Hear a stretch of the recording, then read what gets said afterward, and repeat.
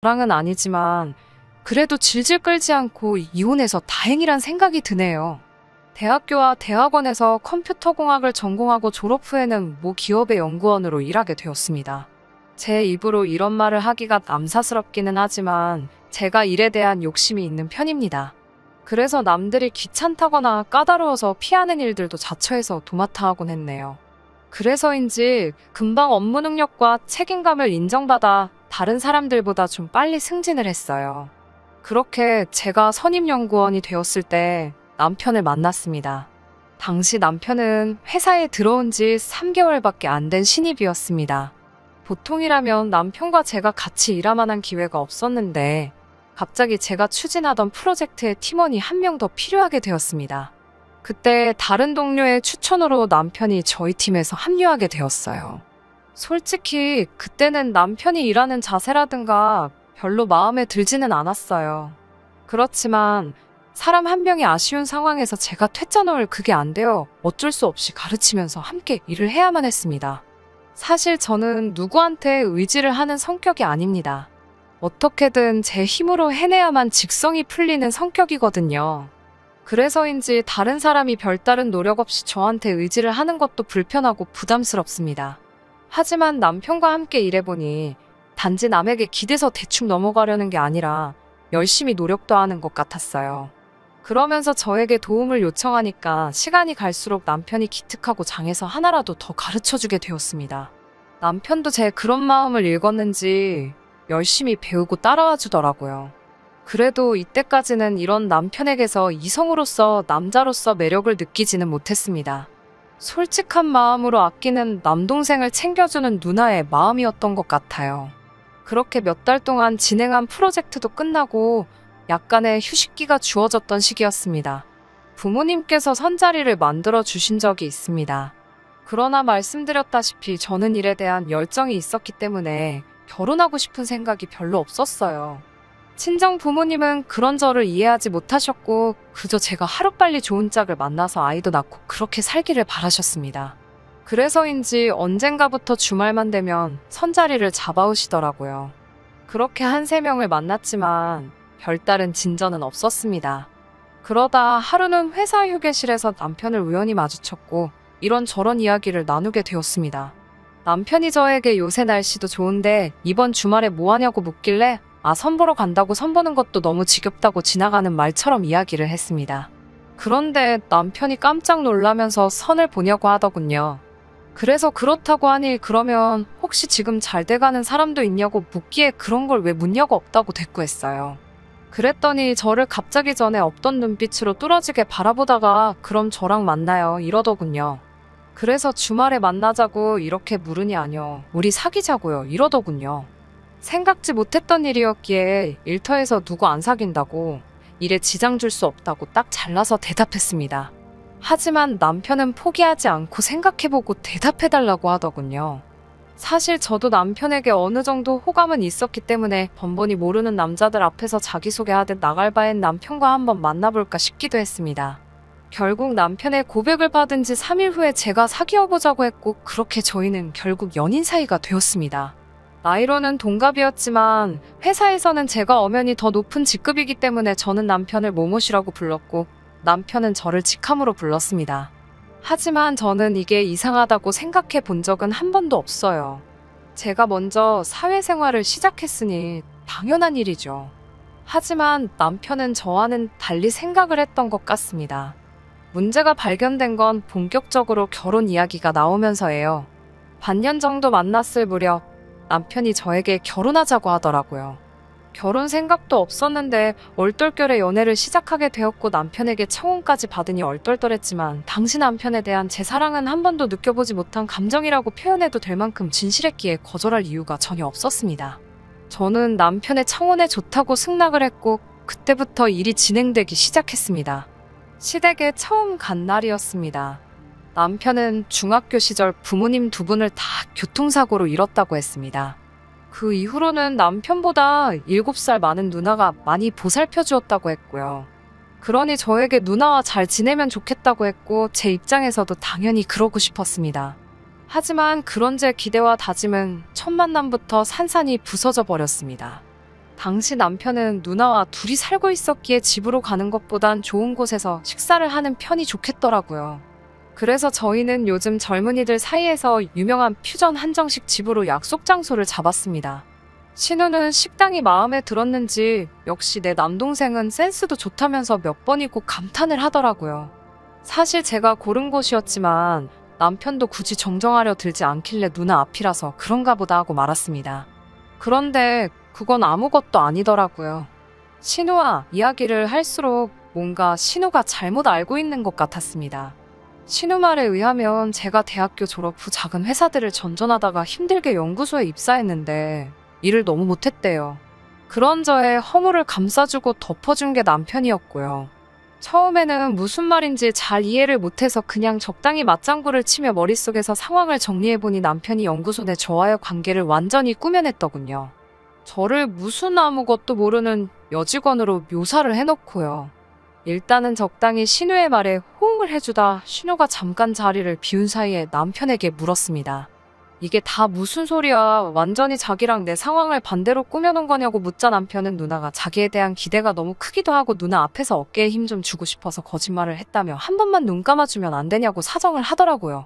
저는 어이는 없었지만 그때만 해도 저도 남편을 많이 사랑했고 누나 앞에서 폼재고 싶은 동생의 마음이 이런 건가 싶기도 해서 딱 한 번만 눈 감아주기로 했습니다. 그리고 사실 결혼하고 한 가족이 되면 그때 바로잡아도 늦지 않을 거라고 이런 게 큰 허물이 되진 않을 거라고 생각했습니다. 신우와의 만남 이후로 저희 부모님과 남편이 만났습니다. 저희 부모님이야 이미 남편에 대해서 잘 알고 계셨기 때문에 별다른 대화가 많이 오가진 않았습니다. 단 한 가지 저희 부모님이 남편에게 신신당부하셨던 건 저를 속이지 말고 항상 믿음을 주라는 거였어요. 믿음 없이는 결혼 생활이 절대 유지될 수가 없다고요. 그렇게 저희는 결혼식을 올렸습니다. 결혼 준비를 하는 동안에도 큰 문제가 없었으니 앞으로도 행복한 날들만 있을 줄 알았지요. 하지만 결혼식 직후로 상황이 조금씩 달라지게 되었습니다. 그 중심에는 집이 있었습니다. 집을 알아보기 시작하면서 남편의 재정 상황을 자세히 알게 되었어요. 남편은 생각보다도 모아둔 돈이 없었습니다. 반면에 저는 남편보다 직장 생활도 길었고 친정 부모님으로부터 경제적 도움도 충분히 받고 있었고요. 친정 부모님은 굳이 고생을 사서 할 필요가 없다 하시며 저희를 위해 작은 빌라를 하나 얻어주셨습니다. 사실 그때 남편이 넌지시 이거 공동명의로 해주면 안 되냐고 물어서 좀 어이없긴 했어요. 진작에 친정 부모님이 제 명의로 해주겠다 하셨을 때 제가 아니라고 저나 남편이나 하나 보탠 것도 없는데 괜찮다고 이미 거절한 상황이었거든요. 남편에게 그렇게 말하니 굉장히 실망한 눈치였어요. 그러면서 그래도 내가 이 집안의 가장인데 그런 문제는 남편이랑 먼저 상의했어야 하는 거 아니냐 하더군요. 그때 좀 남편의 다른 면을 봤지만 그런 이유로 이혼까지 하게 된 건 아닙니다. 이혼을 하게 된 결정적인 이유는 남편의 거짓말 때문입니다. 연애할 때부터 남편을 보면서 느낀 건 도대체 돈을 벌어서 다 어디다 쓰나였어요. 비싼 옷을 사 입는 것도 아니고 술, 담배를 즐기는 사람도 아닌데 모아둔 돈이 없다는 점에 굉장히 의아했습니다. 그런데 그 이유를 알게 되었습니다. 두어 달 전 저희 친정아버지 생신이셨어요. 저는 남편에게 100만 원 정도 쓰면 좋겠다고 했습니다. 그런데 남편은 딱 잘라 자기 지금 돈이 하나도 없다며 저더러 알아서 하라고 하더군요. 서운한 마음이 들었지만 그래도 없다대 어쩌겠어요. 그냥 알겠다 그랬습니다. 그런데 이튿날 저는 몸이 안 좋아서 집에서 쉬고 남편만 출근을 한 날이었어요. 남편이 핸드폰을 두고 출근했더라고요. 식탁 위에 놓인 남편의 핸드폰을 보고는 가져다 줘야 한다는 생각에 좀 귀찮았어요. 그러다 문득 핸드폰을 한번 보고 싶더라고요. 물론 저도 이게 옳은 행동이 아니라는 건 알았지만 문득 남편이 도대체 돈이 얼마나 없으면 저러나 싶기도 했고요. 그래서 남편의 핸드폰으로 남편 계좌 상황을 보게 되었습니다. 그리고 전 너무 큰 충격을 받았어요. 남편에게는 아주 많은 금액은 아니지만 돈이 있었어요. 장인어른께 돈 쓰는 게 아까워서 거짓말을 했을 수도 있습니다만 내역을 보는 순간 소름이 확 끼치더라고요. 남편은 저와 결혼한 이후로 계속 신우에게 돈을 보내고 있었습니다. 퇴근하고 들어온 남편에게 자초지종을 다져 물었습니다. 그러자 남편은 신우가 자기를 이렇게 키워줬는데 돈 좀 보낸 게 뭐 그리 대수냐며 저에게 오히려 자기 핸드폰을 왜 뒤졌냐고 화를 내더라고요. 저는 제가 서운했던 이유를 설명했지만 남편은 들으려는 시도조차 않더니 급기야 신우를 집에 불러들였습니다. 신우는 저를 보자마자 내 동생이 돈 벌어서 나 주는데 네가 뭘 그렇게 보태줬냐며 막말을 하더라고요. 저는 신우랑 싸우고 싶지도 않았고 따지려는 의도도 없었습니다. 단지 왜 남편이 저와는 상의를 하지 않았는지 그게 서운했을 뿐인데 말이죠. 하지만 신우는 저에게 멍청하고 잘난 것도 없는 게 친정에서 이 코딱지만한 빌라 하나 해줬다고 지금 유세냐고 그러더군요. 그러자 남편이 나서서 신우에게 지금 우리 아내한테 무슨 소리를 하는 거냐며 내가 이러라고 누나 부른 줄 아냐고 당장 나가라며 신우를 내쫓아버렸습니다. 저는 그렇게 남편과 신우가 틀어지는 걸 바란 게 아니었기에 얼른 뒤쫓아가라고 했지만 남편은 자긴 이제 신우 안 보고 살 거라며 저만 있으면 된다고 하더군요. 저는 괜히 이 모든 상황이 저 때문에 벌어진 일 같아 미안하고 죄책감이 들었지만 동시에 남편이 저를 이렇게 소중하게 여겨주니 고마운 마음도 들었습니다. 남편과 신우 사이가 틀어지면서 남편이 저에게 숨긴 돈에 대한 이야기는 흐지부지 지나가 버렸습니다. 이미 지나간 일을 들추기도 뭐해서 그냥 더는 생각하지 않으려고 했습니다. 하지만 그로부터 몇 주 뒤 그러니까 얼마 전에 추악한 진실을 알게 되었습니다. 그날은 제가 두통이 너무 심해서 두통약을 먹고 잠에 들었어요. 그런데 약을 잘못 삼켰는지 어디 걸린 것처럼 갑갑해서 잠을 제대로 이룰 수가 없었습니다. 그런데 남편이 뒤척이는 소리가 나면서 손을 쓱 뻗어 제 코끝에 가져다 대는 거예요. 마치 제가 자는지 안 자는지 확인하는 듯이요. 저는 저도 모르게 눈을 꼭 감고 자는 척을 했고 남편은 조심스레 핸드폰을 들고 베란다로 나가는 것 같았어요. 저는 온 신경을 곤두세우고 남편이 누구랑 통화하는지 엿듣게 되었습니다. 그런데 잘 들어보니 상대가 신우였어요. 신우는 남편에게 저에 대해서 묻는 것 같았고 남편은 그런 신우에게 완전 바보야 아무것도 몰라 내가 누나랑 연 끊었다고 믿는다니까 라며 낄낄 웃더라고요. 제가 얼마나 죄책감을 갖고 있는지 남편은 뻔히 알면서도 누나랑 다시 잘 지낸다는 말을 안 해줬던 거예요. 전 당장이라도 지금 그게 무슨 소리냐고 다져붙고 싶었지만 꼭 참았습니다. 남편이 출근하면 방이라도 뒤져봐야겠다 생각했거든요. 그리고 다음날 남편은 아무렇지도 않다는 듯 출근을 했고 저는 고민 끝에 신우에게 단도직입적으로 물어보는 편이 낫겠다 싶어서 전화를 걸었습니다. 신우에게 만나자고 하니 쉽게 그러자 하더라고요. 그렇게 시내에 있는 카페에서 신우를 만났습니다. 신우는 왜 잘못했다고 빌기라도 하려고 그러냐면서 절 비웃고 있었습니다. 제가 혹시 저희 남편하고 연락하시냐 하니까 너 때문에 못하는 알면서 누구 염장 지르냐고 짜증을 내더라고요. 제가 어제 둘이서 통화하는 거 다 들었다고 하니까 어이없다는 듯이 그럼 지금 뭐 확인이라도 하려고 나를 부른 거냐 따지더라고요. 그러면서 저에게 넌 나한테 상대가 안 된다면서 네가 아무리 내 동생이랑 결혼했어도 걔한텐 내가 1등이야 라면서 제 앞에서 보란듯이 남편에게 전화를 걸더군요. 신우는 남편에게 아무래도 이렇게 사는 건 아닌 것 같다고 네 아내한테 공동명의 안 해줄 거면 이혼한다고 세게 나가보라고 하니까 남편은 주저하는 기색도 없이 알겠어 한번 해볼게 이러는 거예요. 그리고 전화를 끊기가 무섭게 저한테 다시 전화가 걸려오더니 저한테 신우가 시킨 대로 다짜고짜 공동명의를 하던지 아니면 신우한테 잘못했다고 하고 숙이고 들어가던지 선택을 하라고 하더군요. 그제서야 저는 모든 걸 눈치챌 수 있었습니다. 처음부터 남편과 신우가 작당모의를 하고 저를 속이려고 했다는 사실을요.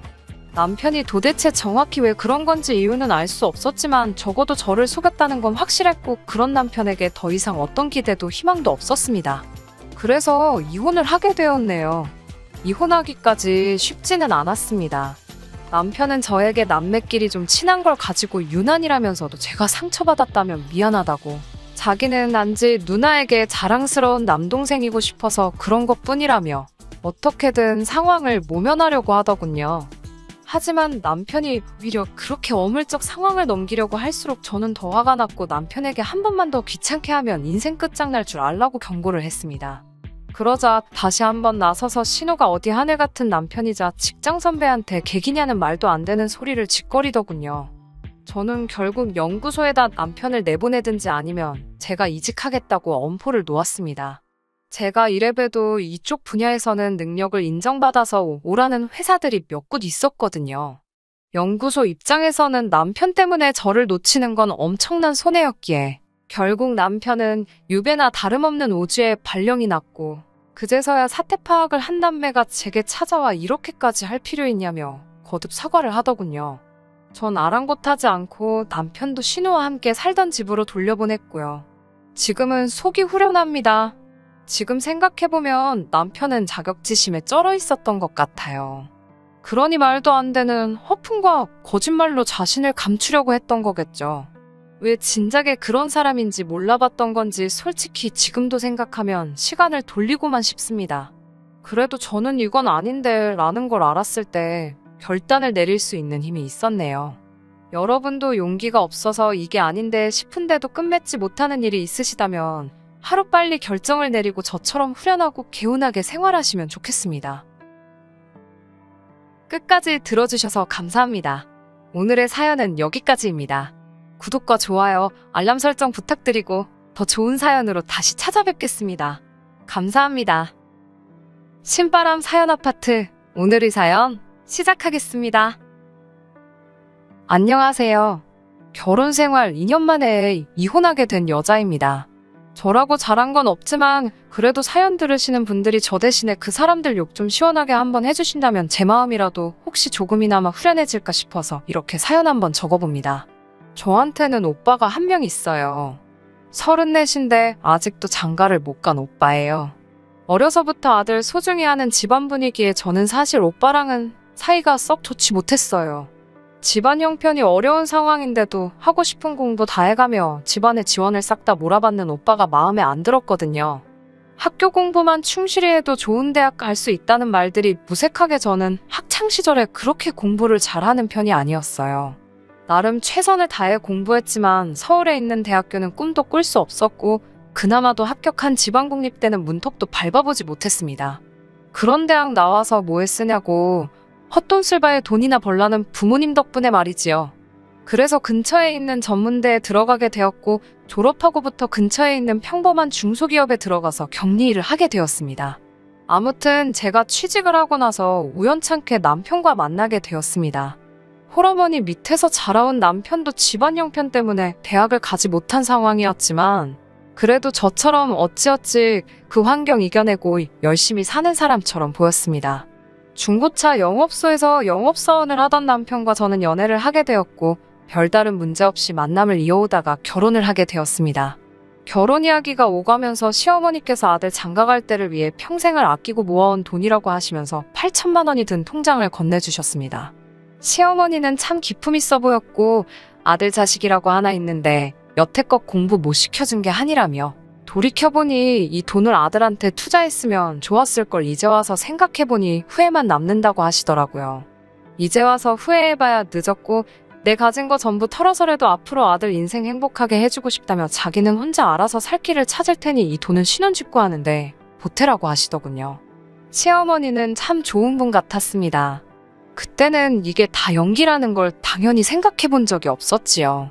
지방 중소도시인지라 제가 모아놓은 돈, 전 남편이 모아놓은 돈에서 근처에 있는 재개발 소식이 있는 적당한 아파트를 구할 수 있었는데 전 남편은 그 집에는 들어가기 싫다고 하더라고요. 한동안은 맞벌이를 할 생각이 있었기 때문에 삐까번쩍한 집이 필요하지 않았는데 전 남편은 영업사원인 자기를 보는 눈이 많고 후배 양성도 해야 하기 때문에 허덕이며 사는 듯하게 보이면 이 바닥에서 올라오기 힘들다는 말을 꺼내며 신축 아파트에 살아야 한다며 노래를 부르더라고요. 그건 조금 아니지 않냐고 반대를 했는데 남편 말이 자기 수입은 자기가 파는 차 대수와 직접적인 연관이 있기 때문에 영업사원으로 성공하려면 남들에게 보이는 게 더 중요하다고 저를 설득하더라고요. 그래서 하는 수 없이 남편이 원하던 신축 아파트에 월세로 들어가게 되었습니다. 혼수와 예단 이야기가 오고 가는 과정에서도 남편은 남의 집에 사는데 혼수를 좋은 걸로 채울 필요가 뭐가 있냐면서 자기에게 투자를 하라는 식으로 말을 해왔습니다. 연식이 된 중고차지만 외제차부터 남편이 입을 정장에 명품 시계까지 하니 제가 모은 돈 가지고는 아무리 혼수를 적당한 걸로 구한다고 할지라도 한참 모자라더라고요. 친정 부모님께 손 벌리기 싫었지만 이야기를 하지 않을 수 없었습니다. 그때쯤 오빠도 좋은 직장에 취직이 된 터라 웬일로 부모님께서 여태 희생만 해오고 고생했는데 결혼만큼은 모자라게 하지 말라고 하시며 2천만 원을 선뜻 지원해 주셨고요. 그런데 그러던 와중에 또 오빠와의 마찰이 있었습니다. 오빠는 일단 첫째인 자기를 두고 제가 먼저 결혼하게 된다는 사실부터 못마땅하게 생각하는 듯 보였고, 오빠 입장에서는 자기가 장가갈 때도 부모님 지원을 받아야 하는데 사람 일이 어떻게 될지 모른다고 저한테 목돈이 들어갔을 때 만에 하나 자기가 지원을 받을 때 조금 모자랄 수도 있지 않겠냐는 말도 안 되는 이유로 반대를 해왔습니다. 오빠와는 한참을 싸웠죠. 당장 제가 결혼을 한 해 만에 하는 상황에서 아들이라는 이유 하나만으로 그동안 집안의 지원이란 지원은 싹 다 받아왔으면서 끝까지 양보 못하는 모습이 너무 화가 나더라고요. 그래도 이번만큼은 부모님이 제 편을 들어주셨습니다. 무조건 안 된다고 바득바득 우기는 오빠를 설득해 주시긴 했지만 그게 제 편을 들어주셨다기보다도 겨우 2천만 원인데 뭐 어떠냐 하는 식으로 무마해 주셨죠. 저는 결국 결혼을 하게 되었습니다. 오빠는 제 결혼식에조차 오지 않았고요. 아무튼 그렇게 어찌저찌 결혼식을 올리고 저는 전 남편과 살게 되었습니다. 오빠와는 결혼식 이후로는 거의 서로 없는 사람처럼 지내게 되었고, 부모님께서 오빠를 설득해 줄 때 2천만 원이면 싸게 먹히는 것 아니냐는 듯이 저를 보내버린 태도에 크게 실망해서 친정과도 거의 연을 끊듯 살아왔습니다. 명절이나 어버이날, 생신날에도 제가 일이 바쁘다는 핑계로 결혼한 내내 찾아뵌 적 한 번도 없었습니다. 결혼 생활은 연애할 때와는 다르게 행복하지만은 않았습니다. 남편 수입이 나쁜 편은 아니었어요. 결혼할 때 마련해준 외제차랑 명품 시계가 정말 도움이 되었던 건지 남편의 판매 실적은 나날이 좋아졌고 벌어다주는 돈도 연애하던 시절에 비해서도 훨씬 많아졌습니다. 없이 살아와서 그랬나, 돈이 곧 행복의 척도이지 않겠냐고 생각했던 제가 참 바보 같았네요. 하루는 남편보다 먼저 퇴근해서 집에 들어왔는데 남편이 휴대폰을 두고 나갔더라고요. 그때쯤에 남편이 집에도 늦게 들어올 때가 잦았고 전화가 오면 베란다에 나가서 통화를 한다거나 영 미심쩍은 일들이 많았어서 혹시나 하는 마음에 남편 휴대폰을 들여다봤습니다. 별다른 징후는 찾아낼 수 없었는데 충격적인 문자 하나를 보게 되었습니다. 그때쯤 혹시나 해서 국민임대 아파트에 응모한 적이 있는데 당첨이 되었더라고요. 남편은 저한테 떨어졌다고 말했었거든요. 정말 손이 바들바들 떨리더라고요. 그날 퇴근한 남편 불러 세워서 이게 뭐냐고 따졌죠. 남편 하는 말이 계약 안 해도 불이익 없다는데 그게 뭐가 중요하다고 저를 무시하고 방으로 들어가려 하더라고요. 그게 중요한 거냐고, 왜 당첨 사실을 숨기고 나한테 거짓말을 했냐고 하니 오히려 저한테 불같이 화를 내더라고요. 그딴 데 가서 살고 싶지 않다고요. 지금도 똑같이 월세 내고 살고 있는데 결혼한 지 얼마나 됐다고 똑같은 월세집에 가서 살려고 하느냐고요. 그런 데는 거지들만 가서 사는 데라고. 지금 방 3개짜리 삐까번쩍한 데서 살고 있는데 뭐가 안타까워서 화를 내고 있냐고 하며 제가 이해가 안 된다고 하더군요. 결혼할 때도 말하지 않았냐고, 자기는 영업사원이고 자기 자신 자체가 브랜드여야 한다고요. 그런 집에서 살면 손님들은 물론 동료들까지 자기를 손가락질하며 우습게 볼 거 아니겠냐고. 영업일이 쉬워 보이냐고. 이 바닥에서 도태되면 바로 끝장나는 거라면서 뭘 알지도 못하면서 별것도 아닌 걸 가지고 죽자고 달려들고 있냐고 뭐라 하더라고요. 처음으로 남편한테 욕짓거리를 하며 따졌어요. 대가리에 똥만 차서 뭐가 옳고 그런지도 파악이 안 되냐고. 그 집에 가면 지금 이 집에 묶여있는 보증금부터 매달 달달이 내고 있는 월세까지 아낄 수 있는 돈이 얼마인지나 아냐고. 허영심으로 대가리가 가득 차서 남들 보이는 게 그렇게 중요한 거냐고 저도 지지 않고 뭐라 했어요. 남편 말이 100% 틀렸다고 볼 순 없지만 보증금으로 묶여있는 돈도 적은 돈이 아닌데다가 임대주택에 간다고 해도 말 그대로 임대이기 때문에 거기서 보증금 아끼고 월세 혜택 받으면서 저희는 그대로 무주택자로 있는 거기 때문에 돈이 충분히 더 모인 시점에 새로 청약을 응모할 수 있는데, 그러면 그때 가서는 이런 브랜드 아파트 월세가 아니라 자가로 살게 될 수도 있는 상황인데 당장 아파트 브랜드가 마음에 안 든다는 이유로 저도 어떻게든 돈 한 푼 더 벌어보겠다고 바득바득 회사 나가면서 일하고 세탁기도 좀 더 크고 좋은 걸로 바꾸고 싶은데도 참고 살고 있는 상황인데 남들이 자기 어떻게 보는지가 더 중요하다고 우겨대는 꼬라지를 보니까 용서가 되지 않더라고요. 남편은 제 말 딱 잘라서 끊고 뱉고 따지고 보면 다 잘된 일이라고 억지로 거지속으로 들어가서 살려는 제가 이해가 안 된다고 말을 하더라고요. 오히려 자기 때문에 이사비용 굳었으니 돈 번 거라고 하면서 어차피 지나간 거 되돌릴 수도 없는데 이걸 가지고 자꾸 말 꺼내서 뭐 하겠냐며. 더 말하면 자기도 가만히 있지 않겠다고 성질을 부리고 방으로 들어가더군요. 정말 제 속이 시꺼멓게 타들어가는 것 같았습니다. 어떻게 한 방 먹여주고 싶었는데 방법이 없더라고요. 그동안도 사소한 일로 다투는 일이 있었으면 그날 저녁을 일부러 맵게 하거나 했었거든요. 이 인간이 매운 걸 하나도 못 먹어서요. 저도 맵게 먹어서 땀 한 번 뻘뻘 흘리고 그걸로 스트레스 한 번 풀거나 하는 식이었는데 이렇게 사소하게 복수한다고 풀릴 화가 아니라는 건 누구보다 제가 더 잘 알고 있었습니다. 어떻게 이러지도 못하고 저러지도 못하고 그 뒤로부터는 남편과는 벙어리 냉가슴 앓듯이 냉전 상태로 있었어요. 남편이 먼저 화해의 제스처를 취하기는 했지만 제가 받아주지 않았습니다. 남편 말대로 이미 엎질러진 물인데 지난 일 가지고 제가 너무 오래 끄나 내가 이렇게 속이 좁은 사람이었나 하는 생각도 들었지만 이번에 확실히 짚고 넘어가지 않으면 앞으로도 이 멍청한 사람이 저 없이 또 말도 안 되는 결정을 내리지 않을까 하는 우려에 쉽게 받아주지 않고 있었어요. 매번 먼저 화해하자고 나서던 남편을 계속 무시하니 남편도 더 이상 저한테 화를 풀기 위해 나서는 일은 없었고 그렇게 서로 신경만 곤두세워가며 하루하루 보내던 어느 날이었습니다. 남편이 저에게는 말도 없이 집에 시어머니를 모시고 오더라고요.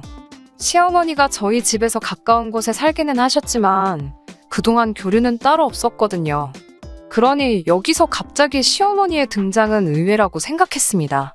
시어머니께서는 저희가 자주 찾아오는 것마저도 불편해하시던 분이었거든요. 신혼부부인데 둘이서 알콩달콩 재미지게 사는 게 최고지 않겠냐며 괜히 자기한테 신경 쓰다가 며느리가 부담감 느끼면 그 영향이 아들한테 바로 간다고 하시며 거리를 두시던 분이었거든요. 거기에 제가 친정부모님과 틀어진 상황을 알고 계셔서 그런지 너무 시댁에만 목매다는 것도 불공평하지 않냐며 온갖 쿨한 척은 다 하시며 스스로 깨어있는 시어머니 흉내내시던 분이었어요. 그런데 찾아와서 하시는 말씀은 여태껏 보여주신 모습과 결혼할 때 호언장담하신 부분과는 전혀 다른 이야기였습니다. 이제 여기 와서 살아야겠다고 대뜸 합가를 제안하시더군요. 아니, 제안하신다는 말도 아깝고 일방적으로 이제 자기가 살던 집 정리하고 들어와서 살 테니 준비해라 라는 말을 하셨어요. 어머님이 홀몸이시니 언젠가 모셔야 될 때가 오지 않을까 생각한 적도 있습니다. 그럼 뭐가 문제냐 하시는 분들도 계시겠지만 생각도 못한 상황에서 그렇게 하겠다고 곧바로 정할 문제도 아니었고 무엇보다 어머님은 나이가 엄청 많으신 편이 아닌데다가 동네에 있는 식당이기는 하지만 제대로 월급 받고 일도 하고 계셨거든요. 그렇다고 살 곳이 없으신 것도 아니고 작은 빌라지만 본인 명의로 가지고 계셨거든요. 그런데 이제 와서 혼자 살기 적적하다. 일하는 것도 이제 힘에 부치고 나도 남들처럼 아들 며느리 효도받으며 한번 살아보자 말을 하시더군요. 제 생각일랑 한번 물어보지 않으셨고 이건 거의 통보에 가까웠습니다. 어머님께 갑자기 왜 이러시냐 했더니 시어머니는 저한테 머리가 있으면 생각이라는 걸 해보라고 하시더군요. 둘이 사는데 이런 커다란 집에 뭐가 필요하냐고 신혼생활 신축 아파트에서 2년 했으면 충분히 한 거 아니지 않느냐며 저에게 호통을 치시더군요. 그러면서 저를 나무란다고 하는 말이 요즘 젊은 애들은 무슨 생각을 하면서 사는지 모르겠다고 저보고 씀씀이가 너무 해픈 것 아니냐 뭐라 하시더라고요. 결혼 전에 온갖 가지 똘망똘망한 척은 다 해서 믿고 맡겼더니 우리 아들이 사람들 비윗장 맞추며 힘들게 벌어온 돈 허투루 써대면서 거덜내고 있는 것 같다며 본인이 합가를 하고 나면 우리들 돈 관리도 직접 해주시겠다며 그렇게 알라고 하시더라고요. 이 집에서 살자고 한 건 제가 아니고 남편이라고 그리고 일전에 그 청약 당첨된 사실 숨기고 쓸데없이 월세로 돈 낭비하기로 정한 건 제가 아니라 어머님 아들이라고 따져 물었습니다. 남편이라는 놈이 중간에서 말을 어떻게 전한 건지는 모르겠지만 아무래도 그날 사건을 이유로 저한테 앙심을 품고 시어머니에게 없는 말을 지어내서 전한 것처럼 보였습니다. 그리고 좀처럼 제가 풀 생각을 하지 않으니 어디에 한번 당해보란 듯이 합가를 하겠다는 이유로 시어머니를 꼬드긴 것이었죠. 이 집안의 남편과 제가 서로 대립을 하고 있으니 무조건적으로 자기 편을 들어줄 시어머니를 앞세워서 경제권도 빼앗고 결정권마저 다수결로 유리하게 이끌어가려고 하는 속내가 뻔히 보였습니다.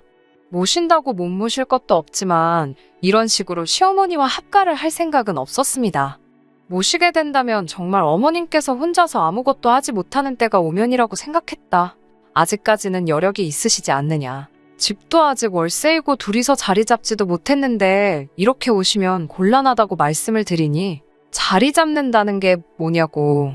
그거야말로 본인이 필요한 일 아니겠냐며 이유를 구구절절히 설명하시더군요. 어차피 이제 둘 사이에 아이가 생길 것이며 손주가 태어나면 자기가 집에서 봐주고 너네는 둘이 밖에 나가 돈만 벌어오면 되는 일인데 그게 뭐가 어렵냐고 하시더군요. 생각해보라고. 자기가 결혼할 때 돈을 보탠 이유가 뭔지도 한번 생각해보고 아무리 생각해도 이제는 남들처럼 효도받고 살 때가 아니겠냐며 자기 들어올 날 맞춰서 빈방이나 만들어 놓으라고 재차 통보하시고는 돌아가셨습니다. 남편도 대놓고 이제 와서 어쩔 건데 하는 식으로 킬킬대며 그렇게 됐으니까 그렇게 알라고만 하고 방으로 뭉쾅 닫고 들어가는데 혼자서 텅 빈 거실에 앉아있으니 가슴이 턱 막혀 오더군요. 이 집에 묶여있는 보증금에도 제 돈은 하나도 안 들어가 있다고 애초에 결혼할 때 너가 해온 게 뭐가 있냐는 식으로 나오더라고요. 그도 그럴 것이 제 돈은 남편 외제차며 시계, 얼마 안 되는 싸구려 혼수들밖에 없었으니까요. 답답한 마음에 혼자 밖으로 뛰쳐나갔는데 갈 곳이 없더라고요. 그나마 아직 고향에 남아있는 친구 집으로 피신을 했지만 친구도 가정이 있는 몸이니 하룻밤만 재워줄 수 있냐는 제 부탁에도 난색을 표하더라고요. 갑자기 생긴 상황에 마음이 불안하니 제대로 생각을 할 수가 없더라고요. 그 상황에 떠오르는 건 제가 스스로 등져버린 제 가족밖에 없었습니다. 그동안 안 보고 지낸다 몇 번을 다짐하며 연락 끊고 살아왔는데도 얼굴에 주름 하나까지 또렷하게 어머니 얼굴이 생각나더라고요. 그 길로 친정으로 향했습니다. 좋은 기억 하나 없다고 생각했는데 친정에 오니 그렇게 불안했던 마음이 순식간에 진정이 되는지 어머니도 근처에 살면서도 무소식으로 지내던 제가 뜬금없이 찾아오니 무슨 일인가 깜짝 놀라시더라고요. 이렇게 찾아온 게 좋은 일로 찾아온 건 아닐 거라는 걸 대번에 눈치채셨는지 무슨 일이 있는 거냐고 저를 걱정해 주셨어요. 정말 그날은 엄마 품에 안겨서 어린애처럼 한참을 울었습니다. 그렇게 친정에서 일주일 정도 회사에 출근을 했어요. 옷가지며 뭐며 전부 다 집에 있으니 회사에 매일같이 똑같은 옷을 입고 출근하는 것도 힘들더라고요. 그래서 회사의 사정을 설명해 월차를 내고 남편 출근한 시간에 옷가지 좀 챙기러 몰래 집으로 들어갔습니다. 그런데 이게 뭔 일인지 짐 싸들고 오신다고 통보한 날보다 한참이나 이른 시기였는데 현관문을 열고 들어가니 이미 시어머니는 벌써 방 하나에 짐까지 다 풀어놓고 떡하니 자기 집인 것 마냥 하고 계시더라고요. 아직 저는 오셔도 된다고 말한 적도 없는데 말이지요. 시어머니는 저를 보자마자 걱정 대신 비아냥대기 시작했습니다. 일주일도 안 돼서 다시 기어들어올 거 뭐하러 가출을 한 거냐고 말하면서요. 제가 속이 뜨끔해서 그랬던 건지 아니면 시어머니와 며느리라는 관계를 뺀다고 하더라도 어른이기 때문에 거기에 맞서지 못한 건지 아무 말도 못하고 짐도 챙기지 못하고 그냥 밖으로 나와버렸습니다. 집으로 돌아와 친정어머니에게 이 사실을 말하니 어머니는 이대로는 안 되겠다고 하시며 잠시만 기다려보라 하시고는 짐을 한가득 싸더니 저를 데리고 우리 집으로 향했습니다. 다시 문을 열고 들어가니 시어머니는 제가 혼자 다시 온 건 줄 알았는지 여기가 어디라고 또 기어들어오냐고 소리지시다가 사돈인 친정엄마를 보고 흠칫하시더라고요. 그리고 두 사람의 무지막지한 기싸움이 시작되었습니다. 시어머니께서 사부인이 여기는 무슨 일로 오셨냐 먼저 말을 꺼내셨고 어머니는 한순간도 지지 않고 시어머니를 향해 늙음하게 적적하니 딸이랑 같이 살러 왔다는 대답을 하시더군요. 시어머니가 이건 무슨 말인가 하는 표정으로 벙쪄서 아무 말도 잊지 못하고 친정어머니만 쳐다보고 있는데 어머니가 이어서 말을 또 꺼내셨어요.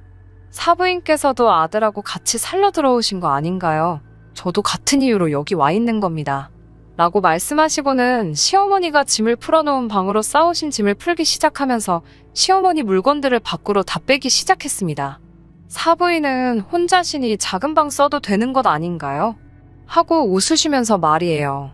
그렇게 서로 눈치만 보던 두 사람의 원성이 점점 커지기 시작하더니 말싸움으로 번지기 시작했습니다. 그렇게 한참 큰 소리가 오가며 실랑이가 벌어지고 있는 가운데 현관문 비밀번호가 눌리는 소리가 나더니 남편이 들어왔어요. 남편은 상황 설명도 듣지도 않고 시어머니 옆으로 가서 자기 엄마 편을 들더군요. 저와 친정엄마가 시어머니를 머릿수로 압도하고 있다고 해도 남자인 남편이 와서 언성을 높이고 있으니 상황이 또 급변하기 시작했어요. 저희 쪽에서 이 집에 기여한 게 뭐가 있냐며 보증금도 자기들 돈이고 저보고 아무것도 없이 와서 이 집에 얹혀 사는 주제에 실질적인 가장이 결정한 일에 토를 단다고 생색을 내는 말에 갑자기 그동안 참아왔던 열이 확 오르더라고요. 저는 그 길로 옷방으로 쓰고 있던 작은 방으로 달려갔어요. 그리고 제가 결혼할 때 해준 명품 시계를 꺼내 바닥으로 던져서 아주 개박살을 내버렸습니다. 정장도 홀랑 꺼내서 가위로 다 잘라버렸어요. 따라 들어온 남편이 박살난 시계를 보더니 제 멱살을 잡더군요.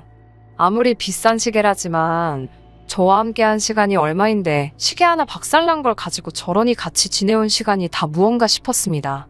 제가 멱살을 잡혀있는 걸 보고 친정어머니도 눈이 뒤집혀서 남편에게 달려들었지만 남자 힘을 이겨낼 수가 있나요? 어머니는 곧장 내동댕이 쳐졌고 저는 머리채까지 잡혀 밖으로 끌려 나오는 와중에 또 한 번 현관문이 열리는 소리가 들렸습니다. 어머니 연락을 받고 퇴근하고 곧장 이리로 오신 친정아버지였습니다. 혼자 오신 게 아니라 저랑 연을 끄는 오빠까지 데리고 오셨어요. 정말 의외였던 건 문이 열리고 나서 제가 남편한테 붙들려 있는 모습을 본 오빠가 앞뒤 사정 가리지 않고 그 길로 바로 남편한테 달려들었다는 거예요. 공부만 했던 새님이 취미로 유도를 하던 남편을 이길 리는 만무하죠. 몇 번을 내동댕이 쳐지고 바닥에 넘어지는데도 오빠는 소리를 지르며 남편에게 악착같이 달려들었고 뒤늦게 합류한 친정아버지까지 가세하니 아무리 운동을 한 남편이라도 그 둘을 떨쳐낼 수가 없었습니다. 제가 등지고 살았던 제 가족이 저를 위해 이렇게까지 해주는 모습을 보니 용기가 나더라고요.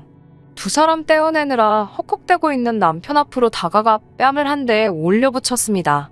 얼마나 세게 때렸는지 제 손이 다 아플 정도였어요. 저는 씩씩대면서 한 달에 150씩 월세로 벌여가며 네 엄마 모시고 네 혼자 잘 먹고 잘 살라고 소리 질렀어요. 시어머니한테도 가출하고 기어들어온 게 아니라 내 물건 가져가려고 온 거라고 이혼할 거니까 아들한테 잔뜩 효도받으며 남은 여생 즐기라고 말하고 밖으로 나왔습니다. 나오는 길에 주차장에 서 있는 남편 차가 보이길래 구둣발로 몇 번 걷어차주고 나왔습니다. 별로 튼튼하지도 않은 차가 뭐가 그렇게 비싼 건지 흠집나고 유리 깨지는 건 국산 차랑 똑같더라고요. 부모님도 부모님이지만 저를 엄청 싫어하는 줄만 알았던 오빠가 만신창이가 되어 있는 모습을 보니 눈물이 저절로 나오더라고요. 오빠 말로는 남편이 첫인상부터 좋지가 않아 그때는 나름 결혼을 말리고 싶던 마음에 그렇게 말을 했던 거라고 오해가 있다면 풀면 되지 않겠느냐며 저에게 그동안의 일을 사과해왔어요. 오빠가 다니는 회사 법무팀 인맥으로 솜씨 좋은 이혼 변호사를 소개받게 되었고 재판 과정에서 파탄의 원인이 된 남편에게 위자료를 청구받을 수 있었습니다. 혼인기간이 짧아 재산분할이 안 된다는 말을 들었는데 제가 맞벌이하면서 벌어온 돈과 재산을 늘리기 위해 기여한 부분을 인정받아 아파트 보증금으로 묶여있는 돈과 저축한 금액의 30%를 받게 되었습니다. 남편이 벌이가 늘었다 한들 외벌이로 브랜드 아파트에 월세와 외제차 유지비를 감당하기 힘들었는지 다시 시어머니가 살던 작은 빌라로 들어갔다고 하네요. 거기에 아내를 두들겨 팼다는 안 좋은 소문이 돌기 시작하더니 남편이 결혼 전에 말한 대로 남들 보는 눈이 있어서 그랬나 이 지역에서는 더 이상 장사하기 힘들 정도가 돼요. 결국 시어머니 혼자 살던 작은 빌라까지 정리해서 더 작은 지방으로 이사를 가게 되었다는 소식까지 들었습니다. 정말 바람만 조금 불어도 날아갈 것 같은 새님인 오빠가 남편에게 달려들었던 생각을 하면 아직도 고맙기도 하고 웃음도 나고 하네요. 남편은 말 그대로 남의 편이었을 뿐이고 오직 제 편을 들어주는 건 아무리 미워도 제 가족밖에 없다는 생각이 듭니다. 저도 아픈 과거 딛고 일어나 얼마 전에 새로운 직장을 구하게 되었고 이제 가족들과 함께 새로운 출발을 준비하고 있습니다. 댓글로라도 제 전남편 욕이라도 한번 시원하게 해주시고 앞으로 저한테도 좋은 일과 좋은 만남이 있기를 바라주신다면 참 감사하겠습니다. 이만 사연 마치도록 하겠습니다. 끝까지 들어주셔서 감사합니다. 오늘의 사연은 여기까지입니다. 구독과 좋아요, 알람 설정 부탁드리고 더 좋은 사연으로 다시 찾아뵙겠습니다. 감사합니다. 신바람 사연 아파트 오늘의 사연 시작하겠습니다. 결혼한 지 20년 된 아줌마입니다. 남편까지 해서 아들, 딸, 네 식구가 넉넉지 않은 살림에도 악착같이 살아왔습니다. 남편은 첫째입니다. 아래로 6살 터울 동생이 한 명 있는데 어려서부터 집안 형편이 안 좋아서 남편은 고등학교 졸업하고부터 대학 문턱도 밟아보지 못한 채 일을 시작해야 했었답니다. 그래도 남편이 일을 시작하게 되면서 집안에도 어느 정도 여유가 생겨서 동생만큼은 지원을 많이 받을 수 있었다네요. 그래서 남편 가보지 못한 대학도 다녀왔고 괜찮은 직장에 취직할 수도 있었답니다. 거기까지 들으면 인간극장에 나올 정도로 감동적인 휴먼 스토리겠지요? 하지만 참 안타까운 것은 오히려 시댁에서 지원은 변변찮은 스펙의 남편보다 남편 덕분에 대학까지 가게 된 도련님이 소위들 말하는 몰빵을 받게 되었다네요. 물론 그 시절을 함께하지 않은 저로서는 거기에 얽힌 이야기와 사연들에 대해 정확히 모르지만 응당 내 남편에게도 와야 했을 기회가 한 번도 오지 않았다는 게 참 아쉬울 따름이었습니다. 인생의 만약이란 없지만 그때 기술이라도 배웠다면 지금보다는 더 나은 삶을 살지 않았을까 해서요. 남편은 심성이 참 좋습니다. 저도 집안 형편이 넉넉한 편은 아니었지만 더 좋은 시집자리들 두고 남편을 선택하게 된 건 그 착한 마음 씀씀이 때문이에요. 물론 남들보다 출발점이 훨씬 뒤에 있었기 때문에 안 해도 될 고생을 한 건 사실이지만 후회한 적은 한 번도 없습니다. 하지만 힘든 적이 없었다고 하면 거짓말이겠죠. 너무 분해 잠 못 이루던 적도 있었어요. 처음 저희가 결혼하겠다는 걸 알리러 시부모님 찾아뵈었을 때도 두 분은 썩 내켜하지 않으셨어요. 처음에는 제가 성에 안 차나 마음에 안 드시나 걱정했는데 이유가 참 말도 안 되는 거더라고요. 남편이 결혼을 하고 한 집안의 가장이 되면 당장 시부모님 입장에서는 집에 생활비를 벌어오는 남편이 사라진다는 게 가장 큰 이유였어요. 결혼하는 과정에서 들어가는 비용이라든지 시댁에서 지원해줘야 하는 돈이라던가 이런 것조차 아깝다고 생각하는 건 당연한 이유였고요. 주변에서도 그게 무슨 경우냐며 제 결혼을 반대하던 지인들도 많았습니다.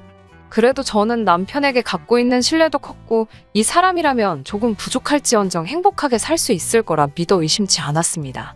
거기에 더불어 남편 또한 이런 상황이 지긋지긋하다며 하루라도 빨리 탈출하고 싶어 했어요.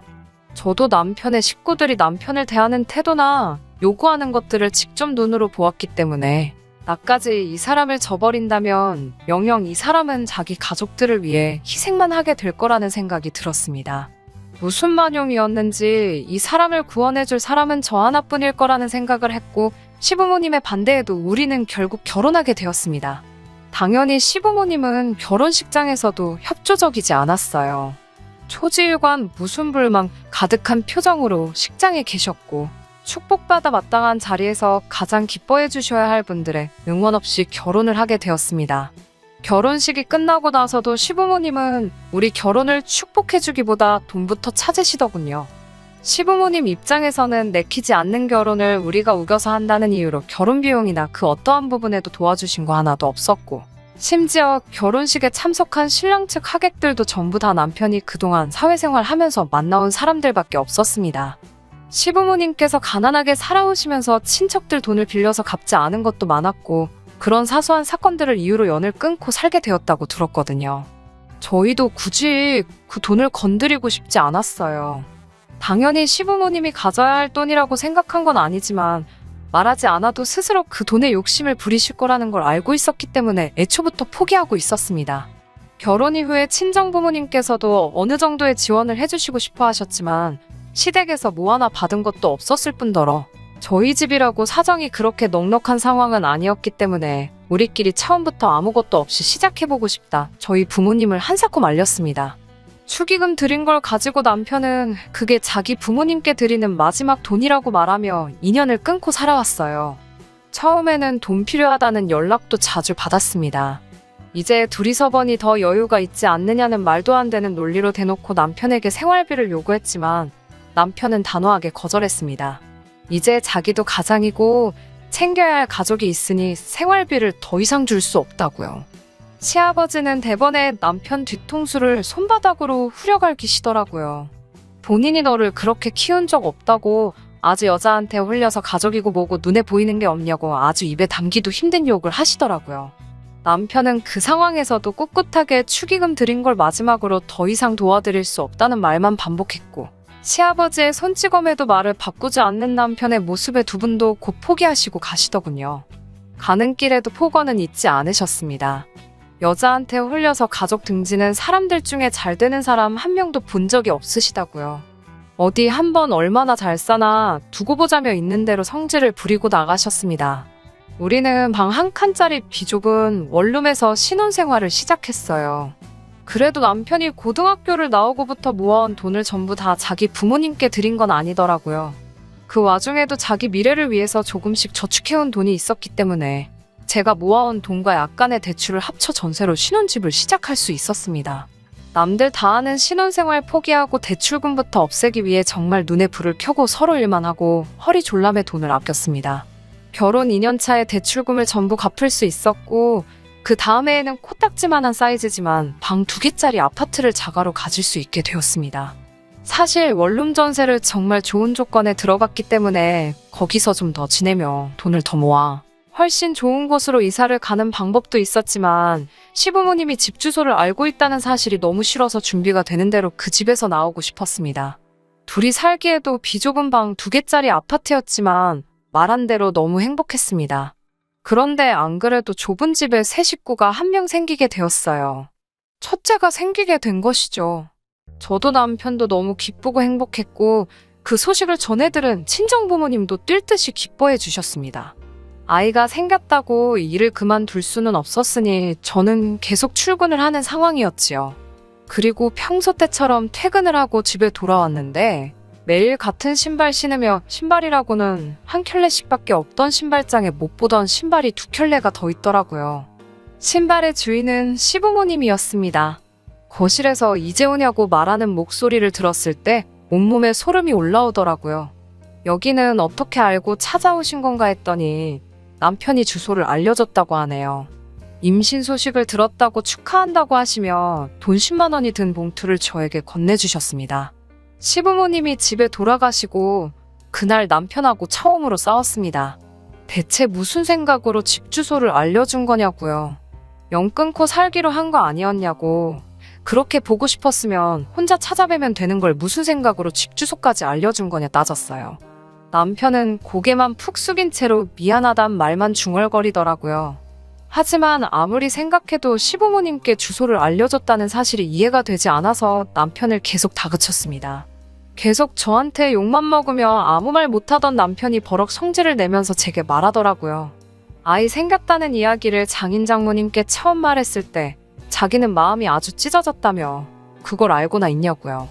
자기 부모님들이 이제 할머니, 할아버지가 되는 경사인데 그 기쁨의 순간에 자기 부모님이 함께하지 못한다는 생각을 하니 눈물이 앞을 가렸다고 합니다. 집 주소를 알려드리기 전에도 혼자서 따로 연락을 했다고 하더군요. 연락을 해오면서도 돈 이야기 한 번 꺼내신 적 없고 동생도 학교를 졸업하고 대기업에 들어가게 되었다고 이제 동생이 부모님을 모시고 있으니 우리한테 더 이상 돈 이야기 하시지 않을 거라고 소리를 박박 지르더군요. 돈 이야기 안 할 거라는 건 어떻게 믿냐고 따지니 자기 어머니가 돈 봉투도 주고 갔지 않느냐며 입가에 침이 고일 때까지 소리를 고래고래 지르더라고요. 네, 돈 봉투 받았죠. 10,000원짜리 9장에 5,000원짜리 2장이 들어있는 10만 원이요. 물론 저희가 연을 끊으려 시도한 건 사실이지만 결혼 생활 3년 동안 시부모님한테 숟가락 한 세트조차 받아본 적이 없습니다. 더군다나 처음 저희에게 주신 돈이 5,000원짜리가 섞인 10만 원이라는 사실도 어이가 없었습니다. 그런데 남편은 그 10만 원이 어긋난 시부모님과 우리 사이를 제자리로 돌려놓을 좋은 신호라고 이야기를 하며 오히려 제가 화를 내고 있는 이 상황이 이해가 가지 않는다는 듯 되려 소리를 지르더라고요. 남편의 말이 무조건 틀린 것만은 아니었습니다. 그 뒤로 시부모님이 가끔씩 방문하기는 했지만 과일 한 봉지라도 직접 사다 주시는 적은 단 한 번도 없었어요. 하지만 그렇다고 저희에게 예전처럼 노골적으로 생활비를 달라 요구하시지도 않으셨어요. 그렇게 시부모님과 몇 번의 교류를 하면서 남편은 기가 살아서 그것 보라고 이제 온 가족이 서로 행복하게 살기만 하면 되는 것 아니겠냐고 하면서 모든 게 제자리로 돌아왔다는 것처럼 으스댔습니다. 그리고 안 그래도 비좁은 우리 집에 또 한 명의 식구가 찾아오게 되었지요.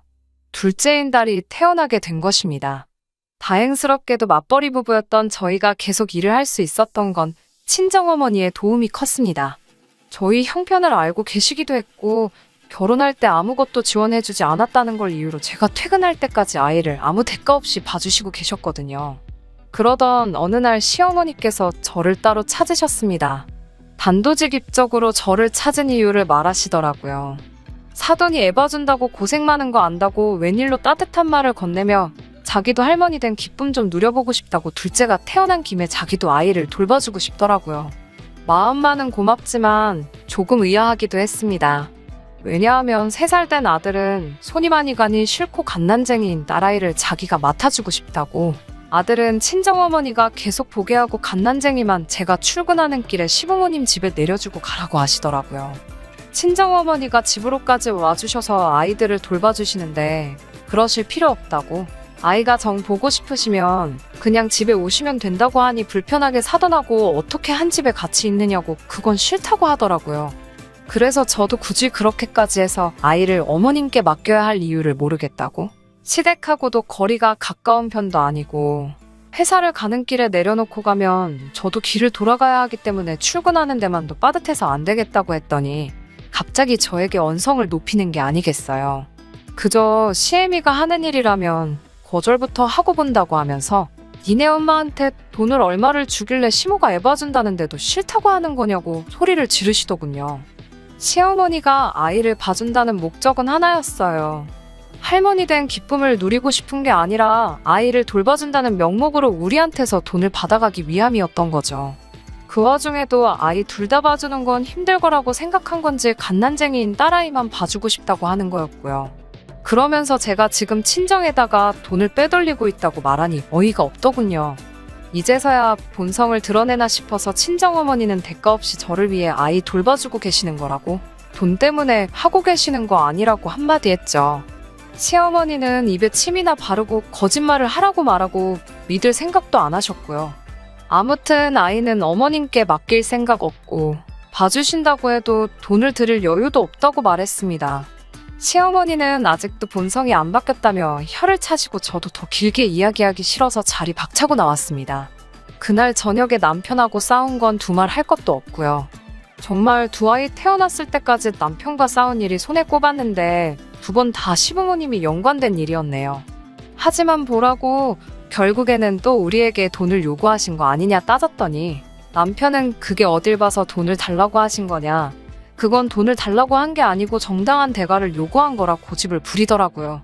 당연히 자기 엄마 입장에서는 우리가 친정에 돈을 주고 있는 걸로 충분히 오해할 수 있는 상황이지 않냐고 잘 이해할 수 있게 설명을 드렸어야지, 그저 시자 들어가는 자기 부모님 일이라면 매번 그렇게 불만을 갖고 들으니 좋게 들릴 수 있겠냐고 하더라고요.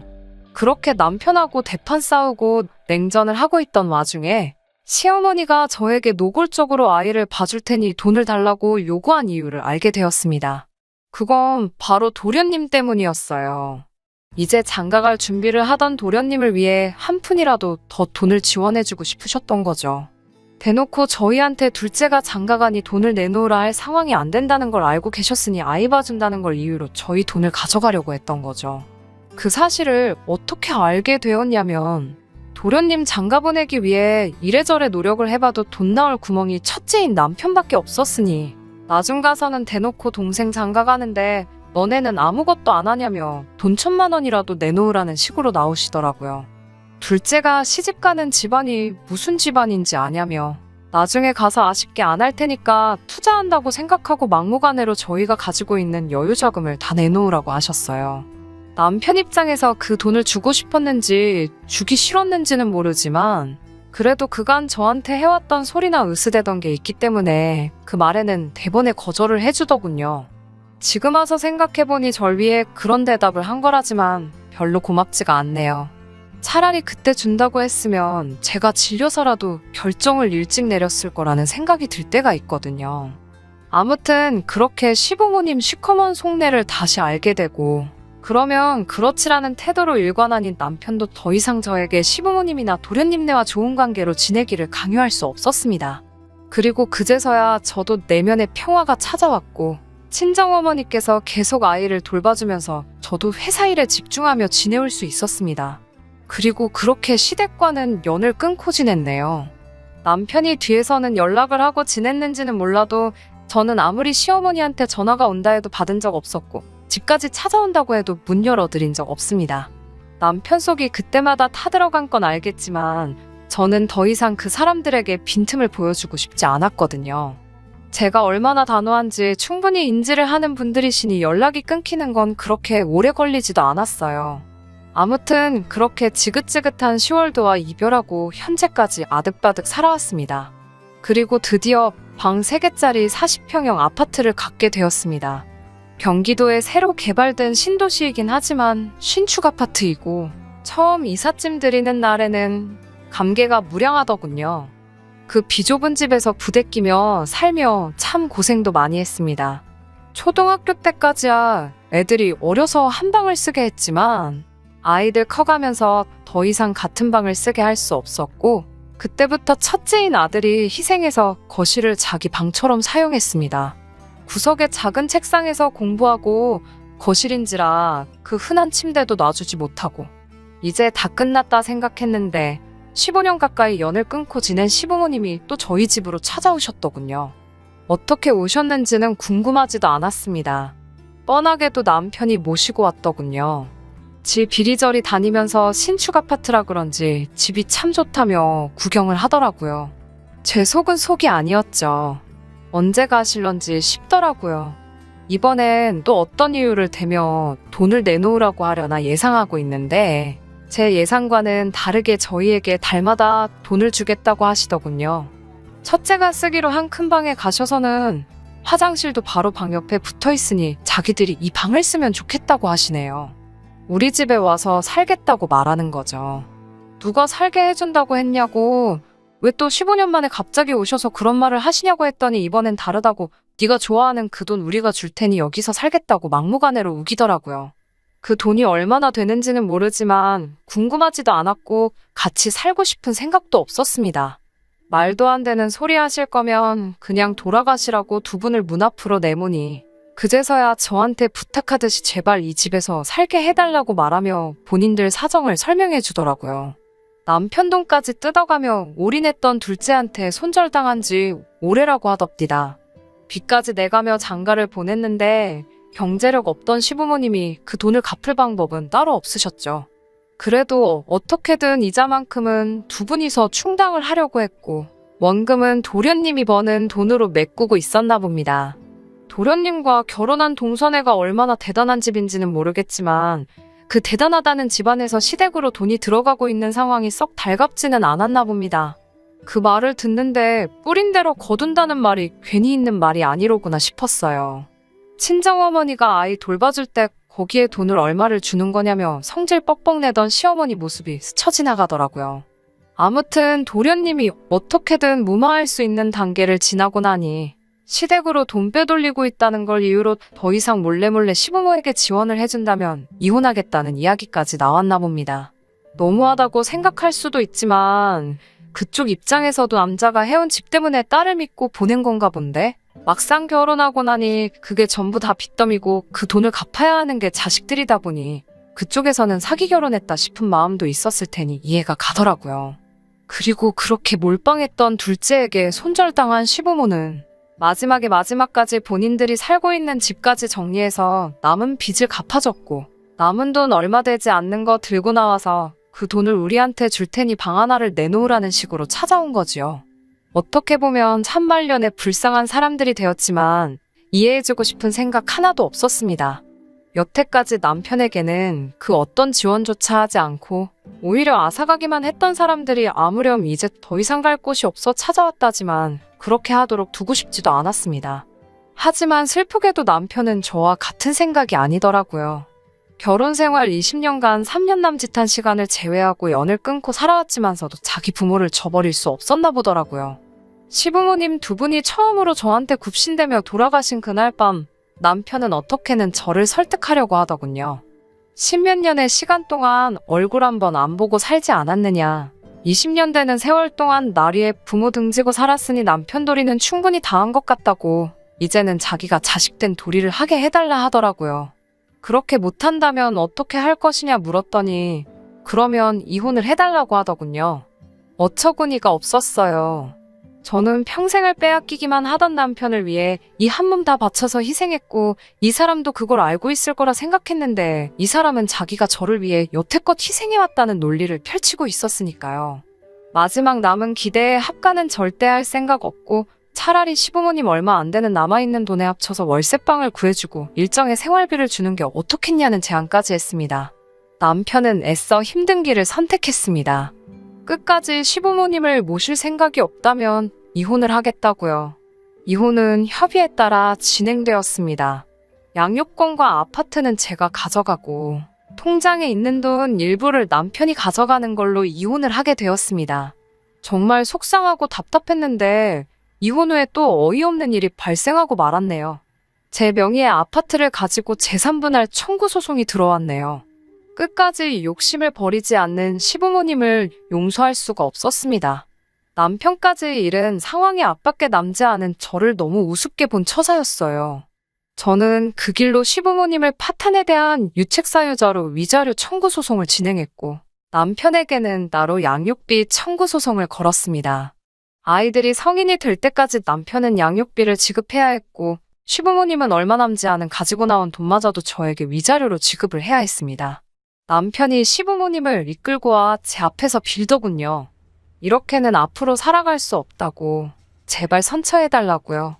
남편만 보면 어떻게 좋게 넘어갈 수 있다는 생각이 들면서도 언제 또 뒤통수를 칠지 모르는 사람들에게 좋게 넘어가고 싶은 생각은 없었습니다. 제 바짓가랑이를 붙잡고 미안하다 사과했지만 제 마음 바꿀 생각 없다고 그 사람들 전부 내쫓아버렸어요. 결국 이렇게 20년의 제 결혼 생활은 끝이 나게 되었고 남편과는 영영남이 되고 말았어요. 행복한 노후를 기대했던 게 저의 욕심이었을까요? 아이들한테는 제가 피도 눈물도 없는 엄마처럼 보일지도 모르겠습니다. 그래도 이제 제 남은 시간 저와 아이들의 행복을 위해서만 살아야겠습니다. 끝까지 들어주셔서 감사합니다. 오늘의 사연은 여기까지입니다. 구독과 좋아요, 알람 설정 부탁드리고 더 좋은 사연으로 다시 찾아뵙겠습니다. 감사합니다.